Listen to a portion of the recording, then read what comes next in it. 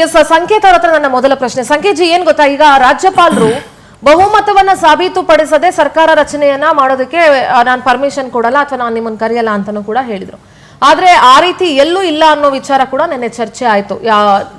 ಯಾವ್ದು single largest party ಯಾವ್ದಿರುತ್ತೆ, ರಾಜ್ಯಪಾಲರು ಅದಕ್ಕೆ ಬಹುಮತವನ್ನ ಅಂದ್ರೆ ಸಿಂಗಲ್ ಲಾರ್ಜೆಸ್ಟ್ ಪಾರ್ಟಿಗೆ ಸರ್ಕಾರ ರಚನೆಗೆ ರಾಜ್ಯಪಾಲರು ಕರೆ ನೀಡಬೇಕಾಗತ್ತೆ, ಪರ್ಮಿಷನ್ ಕೊಡಬೇಕಾಗತ್ತೆ. ಆನ್ ದ ಫ್ಲೋರ್ ಅದನ್ನ ಅವರು ಪ್ರೂವ್ ಮಾಡ್ತಾರೆ ಅನ್ನುವಂಥ ವಿಚಾರ ನೆನ್ನೆ ಎಲ್ಲ ಚರ್ಚೆ ಆಯ್ತು. ಬಟ್ ನಂದು ಎರಡು ಇಂಪಾರ್ಟೆಂಟ್ ವಿಚಾರಗಳಿಲ್ಲಿ. ಒಂದು, ರಾಜ್ಯಪಾಲರ ನಡೆ ಬಗ್ಗೆನೇ ಒಂದಷ್ಟು ಅನುಮಾನಗಳು ಸೃಷ್ಟಿಯಾಗಿತ್ತು. ಅವರ ಇಲ್ಲಿವರೆಗಿನ ಅಂದ್ರೆ ರಿಸಲ್ಟ್ ಬಂದಾಗಿಂದ ಇಲ್ಲಿವರೆಗಿನ ನಡೆಯ ಬಗ್ಗೆ ಅಥವಾ ಡೆವಲಪ್ಮೆಂಟ್ ಬಗ್ಗೆ. ಯಾಕೆ ರಾಜ್ಯಪಾಲರು ಪರ್ಮಿಷನ್ ಕೊಡ್ಲಿಲ್ಲ? ಬಹುಮತ ನೀವು ನಂಬರ್ ತಗೊಂಬರೋವರೆಗೂ ನಾನು ಸರ್ಕಾರ ರಚನೆ ಮಾಡೋದಕ್ಕೆ ಪರ್ಮಿಷನ್ ಕೊಡಲ್ಲ ಅಂತ ಹೇಳಿದ ಒಂದು ವಿಚಾರ. ಇನ್ನೊಂದು ವಿಚಾರ, 107 ಜನರ ಸಹಿಯನ್ನ ತೆಗೆದುಕೊಂಡು ನಮ್ದು ಸಿಂಗಲ್ ಲಾರ್ಜೆಸ್ಟ್ ಪಾರ್ಟಿ ಆಗಿದೆ, ನಮಗೆ ಸರ್ಕಾರ ರಚನೆ ಮಾಡೋದಕ್ಕೆ ಅವಕಾಶ ಕೊಡಿ ಅಂತ ಕೇಳಬೇಕಾಗಿತ್ತು ವಿಜಯ್. ಆದ್ರೆ ಅವರು ಕಾಂಗ್ರೆಸ್ನ 5 ಜನ ಪ್ಲಸ್ ಇಲ್ಲಿ 107 ಜನರ ಸಿಗ್ನೇಚರ್ ಗಳನ್ನ ತಗೊಂಡು ಹೋಗಿ ನಮ್ಮ ಪಕ್ಷಕ್ಕೆ ಬಹುಮತ ಸಿಕ್ಕಿದೆ, ನಾವು ಎಲ್ಲರೂ ನಮ್ಮ ಪಕ್ಷದ ಬಹುಮತಕ್ಕೆ ಒಪ್ಕೊಂಡಿದ್ದಾರೆ, ಹಾಗಾಗಿ ನನಗೆ ಸರ್ಕಾರ ರಚನೆಗೆ ಅವಕಾಶ ಕೊಡಿ ಅಂತ ಕೇಳಿದ್ರು. ಅದನ್ನ ಗಮನಿಸಿದಂತ ರಾಜ್ಯಪಾಲರು ಅದಕ್ಕೆ ಕೊಕ್ಕೆ ಹಾಕಿದ್ರು, ಹಾಗಾಗಿ ಅವ್ರು ಪರ್ಮಿಷನ್ ಕೊಡ್ಲಿಲ್ಲ ಅನ್ನೋದು ಎರಡು ವಿಚಾರ ಇಲ್ಲಿ. ಸೊ ಇದ್ರ ಬಗ್ಗೆ ನನಗೆ ನಿಮ್ಮ ಹತ್ರ ಕ್ಲಾರಿಟಿ ಪಡ್ಕೊಳ್ಬೇಕು. ಗವರ್ನರ್ಗೆ ಆರ್ಟಿಕಲ್ 164 ಸಬ್ ಆರ್ಟಿಕಲ್ 1 ಕೆಳಗಡೆ ಪವರ್ ಇದೆ, ಡಿಸ್ಕ್ರಿಷನರಿ ಪವರ್ ಇದೆ ಅಂದ್ರೂ ಕೂಡ ಸ್ವಲ್ಪ ಜೋರಾಗಿ ಮಾತಾಡಬಹುದಾ ಸರ್? ಈ ಗವರ್ನರ್ಗೆ ಆರ್ಟಿಕಲ್ 164 ಸಬ್ ಆರ್ಟಿಕಲ್ 1 ಅಬ್ಸಲ್ಯೂಟ್ ಪವರ್ ಅಥವಾ ಡಿಸ್ಕ್ರಿಷನರಿ ಪವರ್ ಇದೆ ಅಂದ್ರೂ ಕೂಡ ಅದು ಅವರು ಮನಸ್ಸೇಚ್ಛೆ ತೀರ್ಮಾನ ತೆಗೆದುಕೊಳ್ಳಕ್ ಬರೋದಿಲ್ಲ. It is guided by regulated principles. ಈಗ ಒಂದು ಬಾರಿ ಎಲೆಕ್ಷನ್ ಆದ ನಂತರ ಒಂದು ಸಿಂಗಲ್ ಲಾರ್ಜೆಸ್ಟ್ ಪಾರ್ಟಿ ಅಂತ ಇರ್ತದೆ, ಅದು ಮ್ಯಾಜಿಕ್ ನಂಬರ್ ರೀಚ್ ಮಾಡಿರ್ಬೇಕು ಅಂತಿಲ್ಲ. ಮ್ಯಾಜಿಕ್ ನಂಬರ್ ರೀಚ್ ಆದ್ರೂ ಆಯ್ತು, ಆಗದೆ ಇದ್ರೂ ಆಯ್ತು, ಸಿಂಗಲ್ ಲಾರ್ಜೆಸ್ಟ್ ಪಾರ್ಟಿ ಅಂತ ಯಾವ್ದು ಇರ್ತದೆ ಅದರ leader of that single largest ಪಾರ್ಟಿಯನ್ನ ಕರೆದು ಅವರಾಗೆ ಬಂದು ಕ್ಲೇಮ್ ಮಾಡಿದ್ರೆ ಉತ್ತಮ. ಅವ್ರು ಅಕಸ್ಮಾತ್ ಕ್ಲೇಮ್ ಮಾಡದೇ ಇದ್ರು ಕೂಡ ಅವ್ರನ್ನ ಕರೆದು ಸ್ವೇರಿಂಗ್ ಇನ್ ಮಾಡಿಕೊಂಡು ನಿಮ್ಗೆ ಏನೇನ್ ನಂಬರ್ ಇದೇನೋ ಇಲ್ವೋ, ಮೆಜಾರಿಟಿ ಇದೇನೋ ಇಲ್ವೋ ಅದನ್ನ ನೀವು on the floor of the house ನೀವು ಪ್ರೂವ್ ಮಾಡಿ ಅಂತ ಅವ್ರಿಗೆ ಡೆಡ್ ಲೈನ್ ಹಾಕ್ಬೇಕಾಗಿರೋದು ಗವರ್ನರ್ ಕೆಲಸ, ಅವ್ರ ಕರ್ತವ್ಯ. ಗವರ್ನರು ನಾನು ಮುಂದೆ ಮೊದಲ ನಂಬರ್ ತೋರಿಸಿ ಆ ನಂಬರ್ ಸರಿ ಇದ್ರೆ ನಿಮಗೆ ಫ್ಲೋರ್ ಟೆಸ್ಟ್ಗೆ ಅವಕಾಶ ಮಾಡ್ಕೊಡ್ತೀನಿ ಅಥವಾ ಸ್ವೇರಿಂಗ್ ಇನ್ಗೆ ಅವಕಾಶ ಮಾಡ್ಕೊಡ್ತೀನಿ ಅನ್ನೋದು ಏನಿದೆಯಲ್ಲ, ಇದು ಸಂವಿಧಾನ ವಿರುದ್ಧವಾದ ಒಂದು ವಿಚಾರ. ಯಾವಾಗ ಇಲೆಕ್ಷನ್ ಆಗುತ್ತೋ, ಯಾವಾಗ ಅಸೆಂಬ್ಲಿ ಡಿಸಾಲ್ವ್ ಆಗಿರುತ್ತೋ ಆದಷ್ಟು ಶೀಘ್ರವಾಗಿ ಅಲ್ಲಿ ಇಲೆಕ್ಷನ್ ಇದು ಫ್ಲೋರ್ ಟೆಸ್ಟ್ ಆಗಬೇಕು ಮತ್ತು ಸ್ವೇರಿಂಗ್ ಇನ್ ಆಗಬೇಕು ಅಂತ ಹೇಳಿ ಸುಪ್ರೀಂ ಕೋರ್ಟ್ ಈಗಾಗಲೇ ಸಾಕಷ್ಟು ಬಾರಿ ಹೇಳಿದೆ. ರಾಮೇಶ್ವರ್ ಪ್ರಸಾದ್ ಕೇಸ್ ನಲ್ಲಿ ಆಗಿರ್ಬೋದು, ಕರ್ನಾಟಕಕ್ಕೆ ಸಂಬಂಧಪಟ್ಟಂತ ಕೇಸ್ ನಲ್ಲಿ ಆಗಿರ್ಬೋದು, ಮುಂಬೈದಲ್ಲಿ ಮಹಾರಾಷ್ಟ್ರದಲ್ಲಿ ಆಗಿರುವಂತ ವಿಚಾರಗಳಲ್ಲಾಗಿರ್ಬೋದು, ಎಲ್ಲಾ ಕಡೆ ಹೇಳ್ತಾ ಬಂದಿದೆ. ಅಂದ್ರೆ any delay on the part of the governor in inviting the leader of the single largest party to swear in and to prove the majority on the floor of the house is considered to be fatal on the part of the governor. Governor ಏನಾದ್ರು delay ಮಾಡಿದ್ರು ಅಂದ್ರೆ ಅದು horse trading ಗೆ ಅವಕಾಶ ಮಾಡಿಕೊಟ್ಟಂಗಾಗತ್ತೆ. ಈ ಸಂವಿಧಾನದ ರಕ್ಷಕರು ಅಂತ ತಾವೇನ್ ಹೇಳ್ತಾರೆ ಗವರ್ನರ್, ಮೊದಲನೇ ಕೆಲಸ ಏನ್ ಮಾಡ್ಬೇಕಾಗಿತ್ತು ಅಂತಂದ್ರೆ, ಯಾವಾಗ ಈಗಾಗಲೇ ಡಿಸಾಲ್ವ್ ಆಗಿದೆ 5ನೇ ತಾರೀಕಿಗೆ ಡಿಸಾಲ್ವ್ ಆಗಿದೆ, ಅದರ ಟರ್ಮ್ ಎಂಡ್ ಆಗೋದು 10ನೇ ತಾರೀಕಿಗೆ. ಆದ್ರೂ ಕೂಡ ಇವರು ಯಾವಾಗ ಕ್ಲೇಮ್ ಮಾಡಿದ್ರು, ವಿಜಯ್ ಯಾವಾಗ ಕ್ಲೇಮ್ ಮಾಡಿದ್ರು 5ನೇ ತಾರೀಕಿಗೆ, 5ನೇ ತಾರೀಕಿನ ದಿನಾನೇ ಅವರು ಡಿಸಾಲ್ವ್ ಮಾಡಿದ್ರು. 5ನೇ ತಾರೀಕಿಗೆ ಒಂದ್ಸಲ ಟರ್ಮ್ ಡಿಸಾಲ್ವ್ ಮಾಡಿದ ನಂತರ ಮೊದಲನೇ ಕೆಲಸ ಅವರು ಇಮಿಡಿಯೇಟ್ ಆಗಿ ಮಾಡ್ಬೇಕಾಗಿತ್ತು ಅಂತಂದ್ರೆ, ವಿಜಯ್ ಅವರಿಗೆ ಟಿವಿಗೆ ಅಂದ್ರೆ ಸಿಂಗಲ್ ಲಾರ್ಜೆಸ್ಟ್ ಪಾರ್ಟಿ ಲೀಡರ್ ಅಂತ ಹೇಳಿ ನೀವು ಸ್ವೇರಿಂಗ್ ಮಾಡಿ, ಆ ನಂತರ ನಿಮ್ ಮೆಜಾರಿಟಿ ನಂಬರ್ ಇದೇನೋ ಇಲ್ವೋ ನೀವು ಫ್ಲೋರ್ ಆಫ್ ದಿ ಹೌಸ್ ನೀವು ಪ್ರೂವ್ ಮಾಡಿ ಅಂತ ಹೇಳ್ಬೇಕಾಗಿತ್ತು. ಅದರ ಬದಲಾಗಿ ಮೀನಮೇಷಿ ಎನಿಸಿರೋದು ಏನಿದೆ ಅದೇ ಒಂದು ಸಂವಿಧಾನ ವಿರೋಧಿ ನಡೆ ಅಂತ ನನ್ನ ಅನಿಸಿಕೆ. ಇದು ಒಂದು, ಅದು ನಾನು ಹೇಳ್ತಾ ಇರೋದಲ್ಲ, ಸುಪ್ರೀಂ ಕೋರ್ಟ್ ಹೇಳ್ತಾ ಇರೋದು. Any delay on the part of the governor in inviting or in giving an opportunity to the single largest party to prove the majority on the floor of the house is considered to be unconstitutional act of the governor. It is considered very serious and it is always available for the judicial review. ಹಾಗಾಗಿ ಈ governor ನಡೆ ಈಗಾಗಲೇ ತಡ ಆಗಿರೋದು ಏನಿದೆಯಲ್ಲ ಅದು ಸಂವಿಧಾನಬದ್ಧ ಅಂತ ನಾನಂತೂ ಒಪ್ಪಲ್ಲ, ಸಂವಿಧಾನ ವಿರುದ್ಧವಾಗಿದೆ. ಸುಪ್ರೀಂ ಕೋರ್ಟ್ ಕೂಡ ಈ ನಿಟ್ಟಿನಲ್ಲಿ ಸಾಕಷ್ಟು ಬಾರಿ ಹೇಳಿದೆ. ಈಗಾಗ 5ನೇ ತಾರೀಕಿಗೆ ಇಲೆಕ್ಷನ್ ಆಗಿದೆ, 5ನೇ ತಾರೀಕಿಗೆ ರಿಸಲ್ಟ್ ಬಂದಿರೋದು, 5ನೇ ತಾರೀಕಿಗೆ ಡಿಸಾಲ್ವ್ ಆಗಿರೋದು, ಇವತ್ತು 8ನೇ ತಾರೀಕಿನವರೆಗೆ ಮೀನಮೇಷಿ ಎನಿಸಿರೋದೇನಿಲ್ಲ ಗವರ್ನರ್ ಕ್ರಮ ಅಸಂವಿಧಾನಾತ್ಮಕ ಅಂತ ನನ್ನ ಅನಿಸಿಕೆ. All right, yes Basavaraj sir. ಇಲ್ಲ ಏನಾಗುತ್ತೆ ಈಗ ಮೊನ್ನೆನೇ ಏನಿಗೆ ಅವ್ರು ಹೇಳಿದ್ದು ಕರೆಕ್ಟ್ ಆಗಿದೆ. ಯಾಕಂದರೆ ಪ್ರೆಸಿಡೆಂಟ್ ಇದಕ್ಕೆ ಕೇವಲ ಕಾನೂನು ಮಾತ್ರ ಇರೋದಿಲ್ಲ, ಅಡ್ವೊಕೇಟ್ ಅವ್ರಿಗೆ ಗೊತ್ತಿರ್ತದೆ. There is something called law and also case law and the precedent. Description ಅಂದರೆ ನನಗೆ ಮನಸ್ಸಿಗೆ ಬಂದಂಗೆ ಮಾತಾಡ್ತಾನಂತಲ್ಲ, ಅದೊಂದು ಕಾನ್ಸ್ಟಿಟ್ಯೂಷನ್ ಹುದ್ದೆಯಲ್ಲಿ ಇಟ್ಕೊಂಡು governor is just the title position representing government of India. He is neither the king nor the king maker. ಹೀಗಿರುವಾಗ ಈ must be guided by the precedents and the law. ಆಮೇಲೆ ಒಂದು ವಿವೇಕ ಅಂತ ಇರ್ತದೆ, ವಿವೇಚನೆಗಿಂತ ಮುಂಚೆ ವಿವೇಕ ಏನನ್ನು ಹೇಳ್ತದೆ, ಜಾಸ್ತಿ ಸಮಯ ಕೊಟ್ಟರೆ ಅಲ್ಲಿ ಕುದುರೆ ವ್ಯಾಪಾರ ಆಗುವ ಅವಕಾಶ ಇದೆ. ಅದು ವಿವೇಕ. ಅದನ್ನು ಮುಂದಿಟ್ಕೊಂಡು ತೀರ್ಮಾನ ತಗೊಳ್ಬೇಕು. ಈಗ ಇನ್ನೊಂದು ಅವ್ರಿಗೆ 118 ಯಾಕೆ ಕೇಳ್ತಾರೆ, ವೈ ನಾಟ್ 120, ವೈ ನಾಟ್ 115? ಯಾಕಂದ್ರೆ ಅವ್ರ ತಲೆಯಲ್ಲಿ 234 ಡಿವೈಡ್ ಬೈ 2 ಈಸ್ ಅದನ್ನು 50% ಕ್ರಾಸ್ ಆಗಬೇಕಾದ್ರೆ 118 ಬೇಕು ಅಂತ. Correct. 234 itself is not sacrosanct. ಅಂದರೆ 234 is the legislature strength of the legislature. It is not the strength of the members attending the house and voting. ಅದು ಬೇರೆನೇ ಸಿನಾರಿಯೋ ಅಲ್ಲಿ. So confidence prove ಆಗೋದು ಹೌಸಲ್ಲಿ by the members attending and voting, not necessarily all the 234. Sir ಇದು interrupt ಮಾಡ್ತೀನಿ sir, sorry. ಇಲ್ಲಿ ಏನಕ್ಕೆ ವಿಚಾರ ಬಂತು ಅಂತಂದ್ರೆ, ಅವರು ಗೆದ್ದ ನಂತರ ಅಥವಾ ಸಿಂಗಲ್ ಲಾರ್ಜೆಸ್ಟ್ ಪಾರ್ಟಿ ಆದ ನಂತರ 107 ಶಾಸಕರ ಅವ್ರ ಪಕ್ಷದ ತಗೊಂಡು ಹೋಗಿದ್ರೆ ಏನೂ ಆಗ್ತಿರ್ಲಿಲ್ಲ. ಬಟ್ ಕಾಂಗ್ರೆಸ್ ಅವ್ರದ್ದು ಸೇರಿ 112 ಜನ ತಗೊಂಡು ಹೋಗ್ಬಿಟ್ಟು ನನಗೆ ಸಂಪೂರ್ಣ ಬಹುಮತ ಇದೆ ಅಂತ ಹೇಳಿದ್ರು. ಹಾಗಾಗಿ ಇದನ್ನ ಗವರ್ನರ್ ಹೋಲ್ಡ್ ಮಾಡಿದ್ರು ಅಂತ. Vijay is not illiterate person. He cannot say that ನನಗೆ ಸಂಪೂರ್ಣ ಬಹುಮತ ಹೇಳಕ್ ಸಾಧ್ಯನೇ ಇಲ್ಲ. He may say that I have most number of members behind me, ಅಷ್ಟೇ ಹೇಳಿರ್ತಾರೆ. ಅದರ ಮೇಲೆ ರಾಜ್ಯಪಾಲರು ಕಾಲ್ ತಗೋಬೇಕು. ಈಗ ಏನಾಗಿತ್ತು, ಈಗ ಲಾರ್ಜರ್ ಆಪ್ಟಿಕ್ಸ್ ಏನಾಗುತ್ತೆ, ಪೊಲಿಟಿಕಲ್ ಆಪ್ಟಿಕ್ಸ್ ಏನಾಗುತ್ತೆ. ಈಗ governor is appointed by government of India. The governor mister Arlekar is from ಗೋವಾದಲ್ಲಿ ಮಿನಿಸ್ಟರ್ ಆಗಿದ್ರು ಬಿಜೆಪಿ ಸರ್ಕಾರದಲ್ಲಿ, ಬಿಜೆಪಿ ಸ್ಪೀಕರ್ ಆಗಿದ್ರು, ಪೂರ್ವಾಶ್ರಮದಲ್ಲಿ RSS ಅಲ್ಲಿ ಇದ್ರು. ಹೀಗಾಗಿ ಅನುಕೂಲ ಮಾಡಕ್ ಕೊಟ್ಟರು. ಅದಕ್ಕೆ ಯಾಕೆ ಒಂದು ತಾಳೆ ಆಗುತ್ತೆ, ಅಲ್ಲೇ ಪುದುಚೇರಿಯಲ್ಲಿ ADMK ಹೋಗಿದೆ. ADMK DMK ಸೇರಿ ಸರ್ಕಾರ ಮಾಡಬೇಕು ಅಂತ ಒಂದು ವಿಫಲ ಯತ್ನ ನಡೀತು. ADMK DMK ಕೂಡಿ ಸರ್ಕಾರ ಮಾಡೋದಾ? ಜಯಲಲಿತಾ ಅವರನ್ನ ಸದನದಲ್ಲಿ ಸೀರೆ ಹಿಡಿದನ್ನ ನಾನು ನೋಡಿದ್ದೇನೆ ಚಿಕ್ಕನದ ಪೇಪರಲ್ಲಿ. ಆಮೇಲೆ ಇದೇ ಕರುಣಾನಿಧಿಯನ್ನ ADMK ಅಧಿಕಾರಕ್ಕೆ ಬಂದ ಜಯಲಲಿತಾ ಮನೆಯಿಂದ ಕುರಿ ಕತ್ತೆಗಳನ್ನ ಎತ್ಕೊಂಡು ಹೋಗಿ ಪೊಲೀಸ್ ಸ್ಟೇಷನ್ ಅರೆಸ್ಟ್ ಮಾಡಿಸಿದ್ದು ನೋಡಿದ್ದೇವೆ ನಾವು. ಸೊ ಇವೆಲ್ಲ ಆದ್ಮೇಲೆ DMK ಸೇರಿ ಸರ್ಕಾರ ಮಾಡ್ತಾರಂತೆ. ಇದು ನಂಬೋ ವಿಚಾರನ. ಆ ಒಂದು ಸ್ಪೆಕ್ಯುಲೇಷನ್ಗೆ ಅವಕಾಶ ಮಾಡಿಕೊಟ್ಟದ್ದು ಇವತ್ತು ಜನಾದೇಶದ ವಿರುದ್ಧ ಆಗೋಗುತ್ತೆ. ಅದು ಗವರ್ನರ್ ತಾನೆ ಅಷ್ಟೇ ಅಲ್ಲ, ಮುಂದೊಂದು ದಿನ ಈ ರೀತಿ ಒಂದು ನಡೆ ಇದೆಯಲ್ಲ, ಇದು ಮುಂದೊಂದು ಮತ್ತೊಬ್ಬ ಗವರ್ನರ್ಗೆ ಪ್ರೆಸಿಡೆಂಟ್ ಆಗುತ್ತೆ. ಅದು ತಪ್ಪು. This is a very wrong precedent to be set. Yes sir, ಮಾತಾಡ್ತೀನಿ ಗಣೇಶ್. ಎಸ್ ವಿಠಲ್ ಸರ್, ನಿಮ್ಮ ಒಂದು ರಿಯಾಕ್ಷನ್ ಆನ್ ದಿಸ್. ಈಗ ನೋಡಿ, ಅಲ್ಲಿ ಮತ್ತೊಂದು ವಿಷಯ ಇದೆ. 107 ಸದಸ್ಯ ಬಲ ಇರುವುದು ಮತ್ತು 5 ಕಾಂಗ್ರೆಸ್ನ ಬಲ ಇರುವಾಗ 112 ಆಯ್ತು. ಸಿಂಗಲ್ ಲಾರ್ಜೆಸ್ಟ್ ಪಾರ್ಟಿ ಇದರಲ್ಲಿ ಅವರು ನನಗೆ ಸರ್ಕಾರ ಮಾಡಲಿಕ್ಕೆ ಅನುಮತಿ ಕೊಡಬೇಕು ಅಂತ ಕೊಡ್ತಾ ಇಲ್ಲ. ಈಗ ಅವರಿಗೆ ಯಾವಾಗ ಸಮಯ ಕೇಳಬಹುದಿತ್ತು? ಬೇರೆ ಪಕ್ಷ ನಮಗೂ ಬಹುಮತ ಇದೆ, ಸಪೋಸ್ ಸೆಕೆಂಡ್ ಲಾರ್ಜೆಸ್ಟ್ ಪಾರ್ಟಿ ಯಾವುದಲ್ಲಿ 59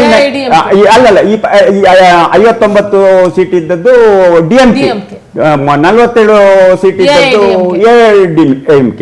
ಅವರು ಜಾಯಿಂಟ್ ಆಗಿ ಬಂದು ನಾವು ಕ್ಲೇಮ್ ಮಾಡ್ತೀವಿ, ಅವರಿಗೆ ಮೆಜಾರಿಟಿ ಬರ್ತಾ ಇತ್ತು. ಅವರು ಕ್ಲೇಮೇ ಮಾಡಲಿಲ್ಲ. DMK ಪ್ರೆಸಿಡೆಂಟ್ ಏನ್ ಹೇಳಿದ್ರು, ಜನಾದೇಶ TVIK ಪಕ್ಷಕ್ಕೆ ಬಂದಿದೆ, ಅವರನ್ನು ಕರಿಬೇಕು, ಅವರನ್ನು ಸರ್ಕಾರ ಮಾಡ್ಲಿಕ್ಕೆ ಅನುವು ಮಾಡಿಕೊಡ್ಬೇಕು ಅಂತ ಪ್ರತಿಪಕ್ಷ ಹೇಳ್ತಾ ಇರುವಾಗ ಗವರ್ನರ್ ನಡೆ ಬಗ್ಗೆ ಸಂಶಯಾಸ್ಪದ. ಇದು ಇಲ್ಲಿ ಮಾತ್ರ ಅಲ್ಲ, ಅವರು ಈಗ ಅವರಿಗೆ ಹೀಗಾಗಿ is a not a permanent governor, is an additional charge in addition to ಕೇರಳದಲ್ಲಿ ಸಹ ಮಾರ್ಕ್ಸಿಸ್ಟ್ ಸರ್ಕಾರ ಇರುವಾಗ ಪಿಣರಾಯಿ ವಿಜಯನ್ರಿಗೆ ಬಹಳಷ್ಟು ತೊಂದರೆ ಕೊಟ್ಟು ಕೆಲವು ಮಸೂದೆಗಳು ಕೇರಳದಲ್ಲಿ ಅಸೆಂಬ್ಲಿಯಲ್ಲಿ ಪಾಸ್ ಆದ್ದನ್ನು ಅದನ್ನು ಅಂಕಿತ ಮಾಡಲಿಲ್ಲ. ಇದು ಇವರು ಈ ಪರ್ಟಿಕ್ಯುಲರ್ಲಿ ಬೆಂಗಾಲ್ನಲ್ಲಿರೋ ಗವರ್ನರ್ ಆಗಲಿ ಅಥವಾ ತಮಿಳುನಾಡಿನಲ್ಲಿರೋ ಗವರ್ನರ್ ಆಗಲಿ ಮತ್ತು ಹೈದರಾಬಾದ್ನಲ್ಲಿರುವ ಗವರ್ನರ್ ಆಗಲಿ ಇಲ್ಲಿ ಟ್ರಿವೆಂಡ್ರಮ್ನಲ್ಲಿರುವ ಗವರ್ನರ್ ಎಲ್ಲರೂ ಬಿಜೆಪಿ ವಕ್ತಾರರಂತೆ ಬಿಜೆಪಿ ಏಜೆಂಟ್ ಅಂತ ವರ್ತಿಸ್ತಾರೆ. ಅವರು ಯಾವಾಗ ಒಂದು ಸಾಂವಿಧಾನಿಕ ಹುದ್ದೆ, ಅವರವರು ನಿಷ್ಪಕ್ಷವಾಗಿರಬೇಕು. ಒಂದು ಅವರ ಪಕ್ಷಕ್ಕೆ ಹೊಂದಿದ್ರು ಕೂಡ ಒಂದು ಅವರ ಅಧಿಕಾರ ಸ್ವೀಕಾರ ಮಾಡಿದ ಕೂಡಲೇ ಅವರು ನಿಷ್ಪಕ್ಷ. ಸಂವಿಧಾನವನ್ನು ಯಾವ ರೀತಿಯಲ್ಲಿ ನಡ್ಕೊಳ್ಬೇಕು, ಸಂವಿಧಾನದಲ್ಲಿ ಯಾವ ರೀತಿಯಲ್ಲಿ ಪ್ರೊವಿಷನ್ ಕೊಡ್ತಾರೆ ಆ ರೀತಿಯಲ್ಲಿ ನಡ್ಕೊಳ್ಬೇಕಾಗಿದೆ. ಅದಲ್ಲದೆ 107 ಇದರಲ್ಲಿ ಅಟಲ್ ಬಿಹಾರಿ ವಾಜಪೇಯಿ ಅವರಿಗೆ ಮೆಜಾರಿಟಿ ಇರಲಿಲ್ಲ. ಶಂಕರ್ ದಯಾಳ್ ಶರ್ಮಾ ಅವರನ್ನು ಕರೆದ್ರು, 13 ದಿವಸದಲ್ಲಿ ಅವರ ಪತನ ಆಯ್ತು. ಯಾಕೆ? He could not prove the majority in the Lok Sabha. Same ಯಡಿಯೂರಪ್ಪನವರನ್ನು ಇಲ್ಲಿ ಅವರಿಗೆ ಮೆಜಾರಿಟಿ ಇರಲಿಲ್ಲ, ಅವರು ಸಿಂಗಲ್ ಲಾರ್ಜೆಸ್ಟ್ ಪಾರ್ಟಿ ಅಂತ ಹೇಳ್ಕೊಂಡು ಅವರನ್ನು ಸ್ವೇರಿಂಗ್ ಇನ್ ಸೆರೆಮನಿ ಆಯ್ತು, ಅವರು ಗೆಲ್ಲಿಲ್ಲ, ಅವರು ಸೋತರು. ಇಂಥ ಎಲ್ಲ ಪ್ರೆಸಿಡೆಂಟ್, ಇದು ಕೇವಲ ತಮಿಳುನಾಡಿನಲ್ಲಿ ಇದು ಪ್ರಪ್ರಥಮ ಬಾರಿಗೆ ಈ ರೀತಿಯ ಒಂದು ಸಂವಿಧಾನ ವಿರೋಧಿ ಪ್ರಜಾಪ್ರಭುತ್ವ ವಿರೋಧಿ ನಡೆಯನ್ನು ಗವರ್ನರ್ ತಗೊಂಡಿದ್ದಾರೆ. ಅವರು ಆಕ್ಚುಲಿ 107 ಇವನ್ ಕಾಂಗ್ರೆಸ್ ಸಪೋರ್ಟ್ ಬರದೇ ಇದ್ರು ಸಹ 107 ಸಿಂಗಲ್ ಲಾರ್ಜೆಸ್ಟ್ ಪಾರ್ಟಿ ಆಗಿ ಎಮರ್ಜ್ ಆದ ಕೂಡಲೇ ಅವರು ಕ್ಲೇಮ್, ನಾನು I am the single largest party, I should be invited to form the government ಅಂತ ಹೇಳಿದ್ರೆ ಯಾವುದೇ ಕಂಡೀಷನ್ ಇಲ್ಲದೆ ಗವರ್ನರ್ ಅವರಿಗೆ ಸ್ವೇರಿಂಗ್ ಪರ್ಮಿಷನ್ ಕೊಟ್ಟು 1 ವಾರದಲ್ಲಿ ನಿಮ್ಮ ಮೆಜಾರಿಟಿಯನ್ನು ಅಸೆಂಬ್ಲಿಯಲ್ಲಿ ಪ್ರೂವ್ ಮಾಡಬೇಕು. ಪ್ರೂವ್ ಮಾಡಿದ್ರೆ ಆಟೋಮೆಟಿಕಲಿ ರಿಸೈನ್ ಮಾಡಲೇಬೇಕಾಗುತ್ತೆ. ಆ ಅವಕಾಶ ಕೊಡದೆ ಇದು ಮಾಡುವುದು ಕೇಂದ್ರದ particularly governors appointment all comes under home ministry. Amit Shah ಅವರ ನಿರ್ದೇಶನದಂತೆ ಇವರು ವರ್ತಿಸ್ತಾ ಇದ್ದಾರೆ. ಎಸ್ ಗಣೇಶ್, ನಿಮ್ಮ ಅವರ ಆರೋಪಕ್ಕೆ ನಿಮ್ಮ ನನಗೆ ಪ್ರತ್ಯಾರೋಪ ಇಲ್ಲ, ಉತ್ತರ ಇಲ್ಲ ನಾನು ಆರೋಪ ಮಾಡೋಕ್ಕೆ ಬರಲ್ಲ. ಏಣಿಗೆಯವ್ರ ಹತ್ರ ನಾನೊಂದು ಸಂಶಯ ಮತ್ತು ಇಟ್ನಾಳವ್ರ ಹತ್ರ ಒಂದು ಸಂಶಯ. ನೀವು ಹೇಳಿದ ಸಿಂಗಲ್ ಲಾರ್ಜೆಸ್ಟ್ ಪಾರ್ಟಿ ಅಂತೇಳಿ ಅಲ್ವಾ?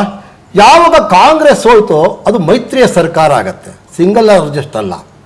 ಮೈತ್ರಿಯ ಸರ್ಕಾರದಲ್ಲೂ ಸೇರಿದಾಗ 118 ಬಂದಿದ್ರೆ ಇಲ್ಲಿ ಯಾರು ಪ್ರಶ್ನೆ ಮಾಡ್ತಿರ್ಲಿಲ್ಲ. ಆದ್ರೂ ಮೈತ್ರಿಯ ಸರ್ಕಾರ ಆದಾಗಲೂ 112 ಬಂದಾಗ ಮತ್ತೆ ನಿಮ್ಮ ಯಾರು ಮೈತ್ರಿ ಅಂತೇಳಿ ಮನವರಿಕೆ ಮಾಡಿಕೊಳ್ಳಬೇಕಾದದ್ದು ರಾಜ್ಯಪಾಲರ ಒಂದು ವಿವೇಕ. ಇವರೇ ರಾಜ್ಯಪಾಲರಾದ್ರು ಅಪ್ಪ ಇನ್ಯಾರಿದಾರಪ್ಪ ಅಂತ ಕೇಳೋದೊಂದು ಕಾಮನ್ನು. ಯಾಕೆಂದರೆ ಮುಂದಿನ ದಿನಗಳಲ್ಲಿ ತಮಿಳುನಾಡು ಸರ್ಕಾರ ಒಂದು ಗೌರವಯುತವಾಗಿ ಸಾರ್ವಜನಿಕವಾಗಿ ಜನಾದೇಶದ ಪರವಾಗಿ ಅನ್ನೋದು ವಿವೇಕ ಯಾವುದೇ ವಿಧವಾದ ಇದಿಲ್ಲ. ಇನ್ನೊಂದು ಪ್ರಶ್ನೆ ನೀವು ಉತ್ತರದಲ್ಲೇ ಸೇರಿಸ್ಬಿಟ್ಟು ಕೊಟ್ಬಿಡಿ. ನೀವು ವಿವೇಕ ಅಂತ ಹೇಳಿದ್ರಿ, ಅಫ್ಕೋರ್ಸ್ ಅದೇ ರಾಜ್ಯಪಾಲರಿಗೆ ಈಗ ಕಾಂಗ್ರೆಸ್ ಜೊತೆ ಮೈತ್ರಿಯಾಗಿ ಉಳಿದಂತ ಸೀಟ್ಗಳು ಟಿವಿಕೆ ಸಿಗಲ್ಲ ಅನ್ನೋ ವಿವೇಕ ಎಲ್ಲಿಂದ ಬಂತು? ಈಗ ನಾನು ಕೇಳ್ತಿರೋದು ಕಾಂಗ್ರೆಸ್ ಎಡಬಿಡಂಗಿತನ. ಒಂದೇ ಗಂಟೆಯಲ್ಲಿ ಒಂದೇ ದಿವಸ ಅಪ್ಪ ನೀನು ಒಂದು ಅರ್ಶನದ ಕೂಳು ಹೋಗಿ ವರ್ಷದ ಕೂಳು ಕಳ್ಕೊಂಡ್ರು ಒಂದು ಕನ್ನಡದಲ್ಲಿ ಒಂದು ಗಾದೆ ಐತೆ, ಒಂದು ಗಾದೆ ಇದೆ. ನೀವು DMK ಜೊತೆ 30 ವರ್ಷ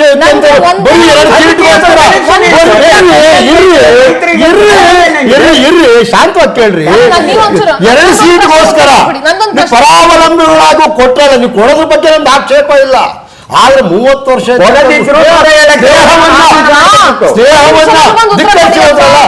ಮೇಡಮ್ ಪ್ಲೀಸ್. ನೀವು ಈ ಸಂವಿಧಾನದ ಬಗ್ಗೆ ಮಾತಾಡಿ, ಮೈತ್ರಿ ಬಗ್ಗೆ ಮಾತಾಡಿ, ನಾನು ಎಲ್ಲದಕ್ಕೂ ಕೇಳಿಸ್ಕೊತೀನಿ. ಬಟ್ ನಂದೊಂದು ಪ್ರಶ್ನೆ ಗೊತ್ತಿಲ್ಲ. ನೀವು ಕಾಂಗ್ರೆಸ್ಗೆ ಹೇಳ್ತಾ ಇದ್ರಿ ಎಡಬಿಡಂಗಿ ಪಕ್ಷ ಹಂಗೆ ಹಿಂಗೆ ಅಂತ. JDS ಅಂತ ಪಕ್ಷ ನಾನು ಎಲ್ಲೂ ನೋಡೇ ಇಲ್ಲ. ಈ ಕಡೆ ಇದ್ರೆ ಈ ಸರ್ಕಾರದ ಕಡೆ, ಇಲ್ಲ ಅಂದ್ರೆ ಆ ಸರ್ಕಾರದ ಕಡೆ.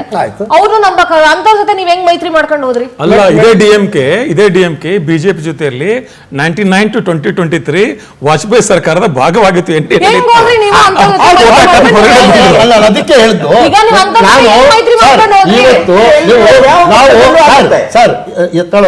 ನಾವು ಇತಿಹಾಸವನ್ನ ವಿಮರ್ಶೆ ಮಾಡ್ಲಿಕ್ಕೆ ಬಂದಿಲ್ಲ. ಆಯಾ ಕಾಲಘಟ್ಟದಲ್ಲಿ ತೆಗೆದುಕೊಂಡಂತ ತೀರ್ಮಾನಗಳು ಆಯಾ ಕಾಲಘಟ್ಟದಲ್ಲಿ ನಡೆದಂತ ಸಾರವಾಗಿ ನಾನು ಮಾತಾಡ್ತಾ ಇದ್ದೀನಿ ಹೊರತು ನೀವು ವಾಜಪೇಯಿ ಕಾಲದ್ದು, ಯಡಿಯೂರಪ್ಪನ ಕಾಲದ್ದು, ನೀವು ಸಿಂಗಲ್ ಲಾರ್ಜೆಸ್ಟ್ ಪಾರ್ಟಿನ ಕರೆದು ಅವ್ರು ಹೇಳಿದ್ರಲ್ಲ 107 ನಿನ್ಗೋದಿ ಕೊಳ್ಳಬೇಕು.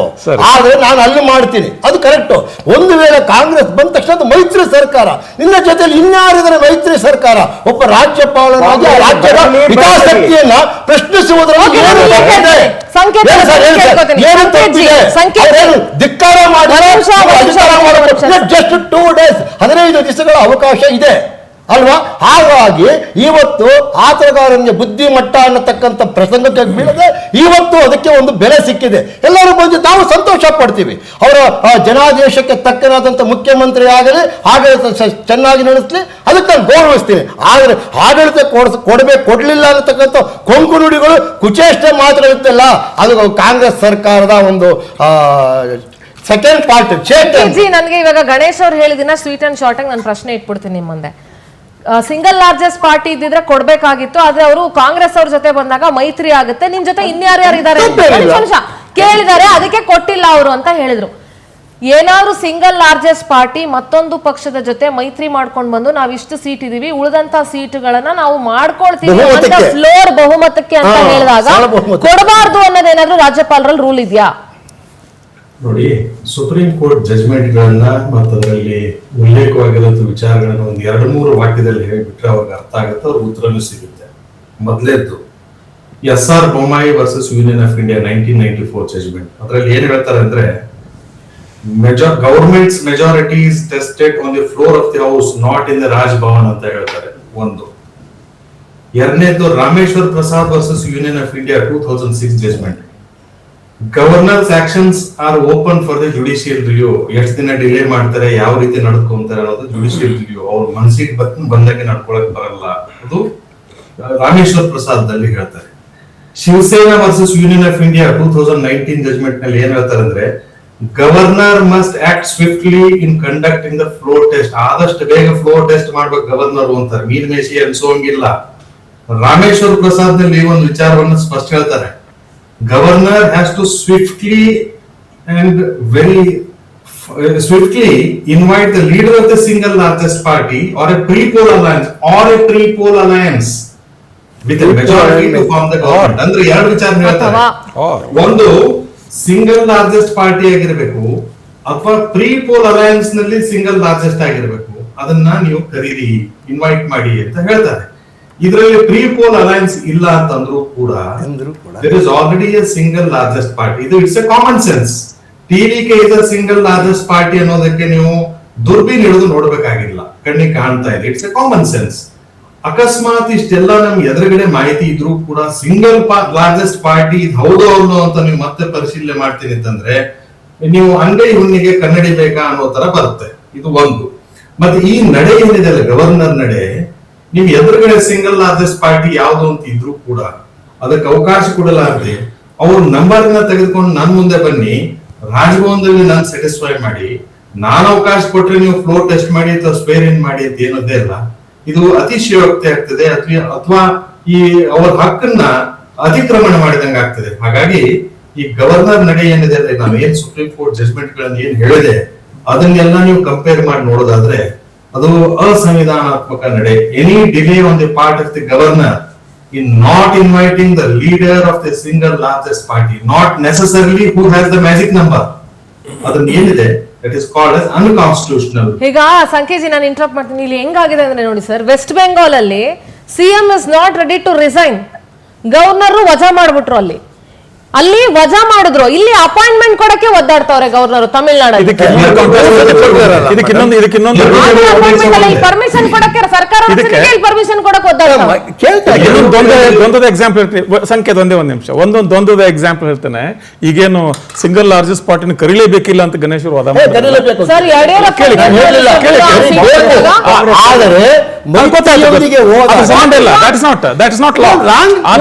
ಬಿಡ್ಲಿ ಈಗ ಹಾಗಂತೇಳಿ ನಾನು ಕೇಳಬಾರ್ದು ಅಂತ ಏನಿಲ್ವಲ್ಲ.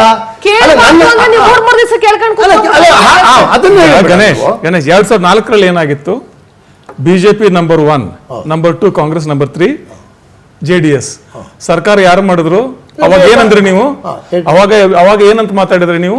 ಕಾಂಗ್ರೆಸ್ JDS ಸೇರ್ಕೊಂಡು ಧರಮ್ ಸಿಂಗ್ ಮುಖ್ಯಮಂತ್ರಿ ಆದಾಗ ಬಿಜೆಪಿ ಅವ್ರು ಏನೆಲ್ಲ ಮಾತಾಡಿದ್ರು ಅವಾಗ. ಆಮೇಲೆ ಅದೇ ಬಿಜೆಪಿ ಸರ್ಕಾರ ಆದ್ಮೇಲೆ ಮತ್ತೆ ಕಾಂಗ್ರೆಸ್ JDS ಸರ್ಕಾರ ಮಾಡ್ತದೆ, ಮತ್ತೆ JDS ಬಿಜೆಪಿ ಸರ್ಕಾರ ಮಾಡ್ತದೆ. ನಿಮ್ಗೆ ಮೈತ್ರಿಗಳ ಬಗ್ಗೆ ಅಷ್ಟು ಮಡಿವಂತಿಕೆ ಮಾತಾಡೋ ನೈತಿಕತೆ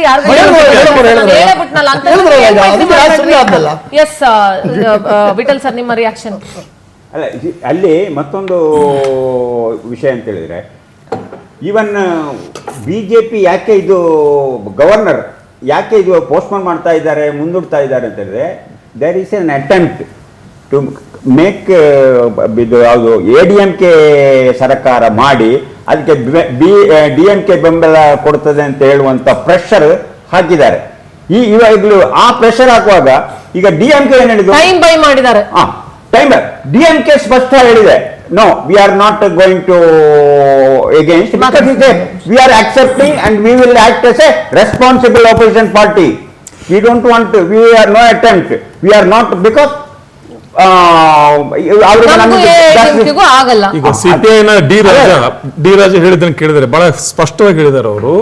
ನಾವು ಹಿಂಗೆ ಡಿಲೇ ಮಾಡಿಬಿಟ್ರೆ, ಕಾಲ ಹರಣ ಮಾಡಿಬಿಟ್ರೆ, ನಾಳೆ ದಿನ DMK ADMK ಸರ್ಕಾರ ಮಾಡಿದ್ರೆ ಇದು ಇಲ್ಲಿ ಕೋಮುವಾದಿ ಶಕ್ತಿಗಳಿಗೆ ತಮಿಳುನಾಡಿನಲ್ಲಿ ಒಂದು ಅವಕಾಶ ಸಿಕ್ಕಂಗಾಗ್ತದೆ. ಅದಕ್ಕೋಸ್ಕರ ನಾವು ಕಾಂಗ್ರೆಸ್ ಮತ್ತೆ ನಾವುಗಳಾಗ್ಲಿ, ಆಮೇಲೆ ಮಲ್ಲಿಕಾರ್ಜುನ್ ಖರ್ಗೆ ಅವರು VCK ಜೊತೆ ಮಾತಾಡಿದ್ದಾರೆ. ಹೀಗೆಲ್ಲ ಆಗಿ totally decide to support Vijay because that is the mandate. That is the mandate. 1 second Vijay Ganesh, ಏನಾಗಿದೆ ಅಂದ್ರೆ ಮತದಾರ ಈ ಚುನಾವಣೆಯಲ್ಲಿ ಎಲ್ಲ ಪಕ್ಷಗಳನ್ನು ನಿರಾಕರಿಸಿದ್ದಾನೆ. ಹೌದು, ಖಂಡಿತ ಎಲ್ಲ ಪಕ್ಷ ನಿರಾಕರಿಸಿ. ಹೀಗಾಗಿ ಯಾವ ಪಕ್ಷ ಕೂಡ ನನಗೆ ಅಧಿಕಾರ ಕೊಡಿ ಅಂತ ಕೇಳೋ ಅಧಿಕಾರ ಇಲ್ಲ. ಖಂಡಿತ. DMK ಹಿಂದಿನ ಚುನಾವಣೆ ಕಂಪೇರ್ ಮಾಡಿದ್ರೆ 14% ಕಳ್ಕೊಂಡಿದ್ದೀರಿ, ಕಾಂಗ್ರೆಸ್ 13% ಕಳ್ಕೊಂಡಿದ್ರೆ compare to last elections. 12% BJP ಕಳ್ಕೊಂಡಿದೆ, 11% ADMK ಕಳ್ಕೊಂಡಿದೆ. ಹೀಗಿರುವಾಗ the mandate is clearly in favour of Vijay. You have to respect it. Sir, ನಂದು ಒಂದೇ ಒಂದು ಸಣ್ಣ ಪ್ರಶ್ನೆ ಸರ್. ಈಗ ಯಾರ್ಯಾರು TVK ಸಪೋರ್ಟ್ ಮಾಡಿದಾರೆ ವಿಜಯ್ ಅವರಿಗೆ, ಅವರೆಲ್ಲರೂ ಏನು DMK ಜೊತೆಯಲ್ಲಿ ಗೆದ್ದವರು. ಫಸ್ಟ್ ಕಾಂಗ್ರೆಸ್ ಬಂತು, ಅದು ಅವರ ವೈಯಕ್ತಿಕ. ಸರ್, ಅವರೆಲ್ಲರೂ ಹೇಳ್ತಾ ಇದ್ದಿದ್ದು ನಾವು ಮೈತ್ರಿ ಪಕ್ಷದ ದ್ರೋಹ ಮಾಡಬಾರ್ದು, ಅದನ್ನ ಕೇಳಬೇಕು. ಅದನ್ನ DMK ಸ್ಟಾಲಿನ್ ಅವರು ಕೇಳಿದ್ರು.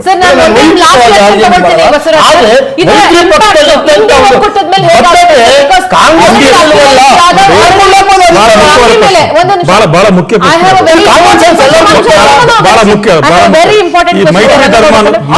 ಒಕ್ಕೂಟದ ಮೇಲೆ ಭಾರತದಲ್ಲಿ ಯಾವ ರೀತಿಯಾದಂತಹ ಪರಿಣಾಮ ಇಂಡಿ ಒಕ್ಕೂಟ ಅನ್ನೋದು it's a political formation to counter the ಹೀಗಿರುವಾಗ ಒಂದು ಲಾರ್ಜರ್ ಕಾಲ್ ತಗೋಬೇಕಾಗ್ತದೆ. ಕಾಂಗ್ರೆಸ್ ಆಗಲಿ, ಲೆಫ್ಟ್ ಪಾರ್ಟಿ, ಯಾವುದೇ ಪಾರ್ಟಿ ಆಗಲಿ. ಈಗ ಒಂದೇ ಒಂದು ಸರ್ಕಾರ ಹೀಗಾಯ್ತು ಅಂತ DMK ಮುನಿಸಿಕೊಂಡು ಕೂತ್ಕೊಳ್ಳೋದಾಗ್ಲಿ, ಮತ್ತೆ ತೃಣಮೂಲ್ ಕಾಂಗ್ರೆಸ್ನ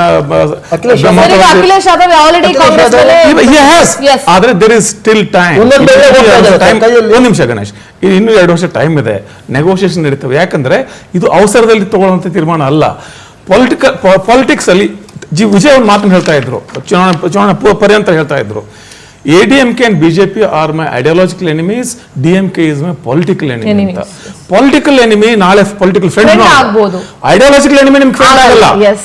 ideological enemy is always ideological enemy. ಹೀಗಿರುವಾಗ political alliances come and go.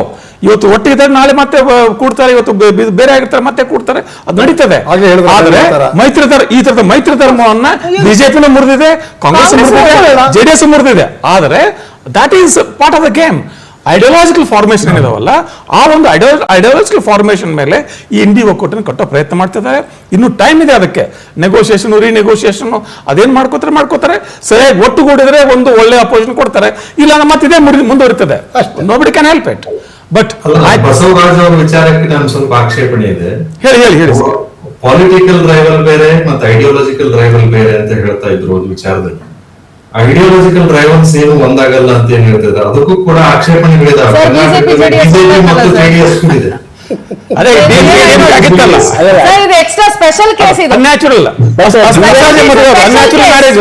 DMK ಮತ್ತು ADMK ಒಂದಾಗ್ಲಿಕ್ಕೆ ಸಾಧ್ಯ ಇಲ್ಲ. ಯಾಕೆಂತ ಹೇಳಿದ್ರೆ, ಇಫ್ DMK ಮತ್ತು ADMK ಒಂದಾದ್ರೆ ದೇರ್ ಇಸ್ ನೋ ಅಪೋಸಿಷನ್ ಅಲ್ಲಿ, ಬಿಕಾಸ್ ಅವರ ಐಡಿಯಾಲಜಿಕಲ್ ಇದ್ರೆ. ಇಲ್ಲಿ ರಾಷ್ಟ್ರೀಯ ಪಕ್ಷಗಳಿದೆ, ಯಾವಾಗಲೂ ಒಂದು ರಾಷ್ಟ್ರೀಯ ಪಕ್ಷಗಳು ಇರ್ತದೆ, ADMK ಅವರು ಒಂದಾದರೆ ಅದು they cannot third party, national party will emerge ಅಲ್ಲಿ. ಒಂದಂತೂ ಸತ್ಯ, ಒಂದು ಕಡೆ ಕಾಂಗ್ರೆಸ್ ಏನು ಒಂದು ಬಿದ್ದಾಯ್ತು, ಅದೇ ರೀತಿ ಸಂಸತ್ತಲ್ಲೂ ಕೂಡ DMK ಅವರು ನಮ್ಗೆ ಪ್ರತ್ಯೇಕ ಆಸನ ಮಾಡಿರತಕ್ಕಂತ ಮಾಡಿ ಅಂತ ಹೇಳೋದು ಮುಂದೆ ರಾಜಕೀಯ ಬೆಳವಣಿಗೆ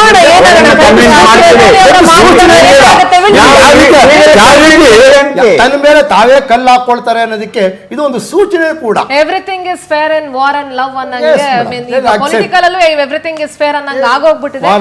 S, thank you so much ಎಲ್ರಿಗೂ ಚರ್ಚೆಯಲ್ಲಿ ಭಾಗಿಯಾಗಿದ್ದಕ್ಕೆ. ಆದ್ರೆ ಒಂದೇ ಒಂದು ಪ್ರಶ್ನೆಯನ್ನ ಇಡ್ತಾ ನಾನು ಈ ಕಾರ್ಯಕ್ರಮನ ಮುಗಿಸ್ತಾ ಇದ್ದೀನಿ.